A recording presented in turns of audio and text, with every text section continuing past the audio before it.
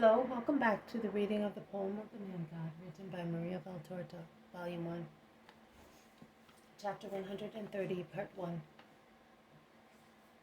Jesus at the Clearwater. You shall not bear false witness. 14th March, 1945. How many people? Exclaims Matthew.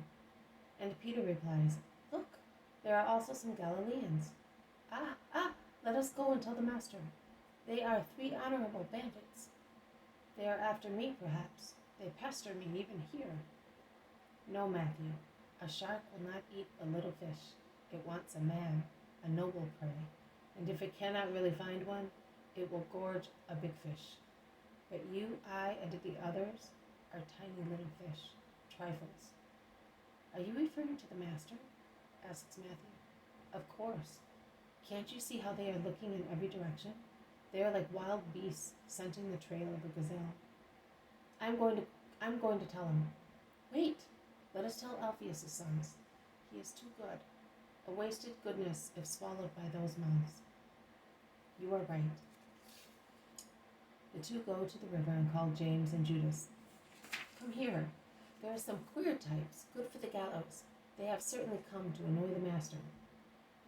Let us go. Where is he? He is still in the kitchen. Let us be quick, because if he finds out, he will object. Yes, and he is wrong. I say that too. They go back to the threshing floor. The group, described as Galilean, are speaking condescendingly to other people. Judas of Alphaeus goes near them, as if by chance, and he hears, Words should be supported by facts. And they are. Also yesterday he cured a Roman who was possessed. Horrible. He cured a pagan? What a scandal. Have you heard that, Eli? All faults are in him. He is friendly with excisemen and prostitutes, and is in touch with heathens, and he endures scandalmongers, which is also a fault, and the gravest in my eyes. But since he does not know and does not want to defend himself, speak to me about it. I am his brother, and I am older than he is, and this is another brother, the oldest. Speak up. Why are you getting angry? Do you think that we are speaking ill of the Messiah? Oh, we have come from very far because of his fame. We were also telling these people, Liar, you are so disgusting that I'm turning my back on you. And Judas of Alphaeus, probably because he feels that his love for his enemies is in danger, goes away.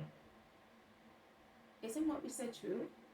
Everybody here can tell, but not one of the everybody, that is, of those to whom the Galileans were speaking, utters a word. They do not wish to lie, and they dare not give them the lie, so they remain silent. We do not even know what he is like, says the Galilean. Eli, you did not insult him in my house, did you? Asks Matthew, ironically. Or has a disease made you lose your memory? The Galilean covers himself with his mantle and goes away with the others without replying. Coward, shouts Peter after him. They are telling us dreadful things about him, explains a man, but we have seen his deeds. On the other hand, we know what they, the Pharisees, are like. Whom shall we believe then? The good one, who is really good, or the wicked ones, who say they are good, whereas they are a calamity? I know that since I have been coming here, I have changed so much that I do not recognize myself anymore. I was violent and hard on my wife and children. I had no respect for my neighbors. Instead, now, everybody at the village says, Azariah is no longer himself. So, has anyone ever heard that a demon makes people good? For whom does he work then? For our holiness? Oh, he is a strange demon indeed if he works for the Lord. You are right, man, and may God protect you because you understand, see, and work properly. Carry on like that, and you will be a true disciple of the blessed Messiah. You will be a joy for him, who wants your good and bears everything to lead you to it. Be scandalized only at true evil. But when you see that he works in the name of God, do not be scandalized, and do not believe those who would like to persuade you of scandals. Even if you see him doing new things, these are new times. They have come like a flower which has come up after its roots have been working for centuries. Had he not been preceded by centuries of expectation, we could not have understood his word. but centuries of obedience to the law of Sinai have given us the minimum preparation which enables us to inhale all the incense and the new times, a divine flower, and the bounty has granted us to see, and thus purify and fortify ourselves, and spray ourselves with the scent of holiness like altars. New times have new systems, which are not contrary to the law, but are infused with mercy and charity, because he is the mercy and the love which descended from heaven. James of Alphaeus waves his hand to the people and goes towards the house. "You do speak well," says Peter, amazed. "I never knew what to say.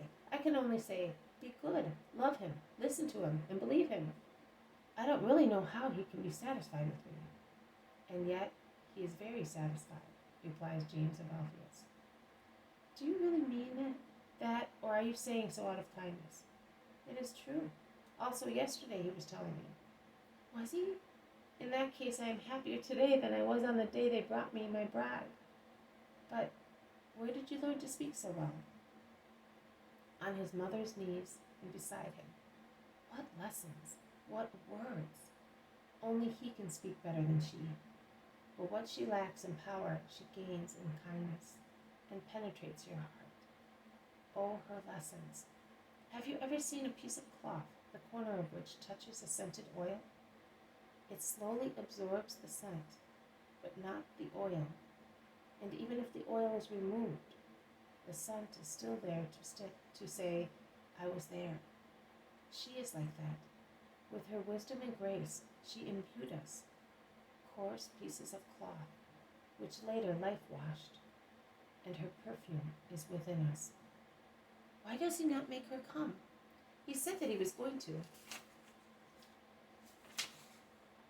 We would become good. We would not be such blockheads. At least I would not. And also these people.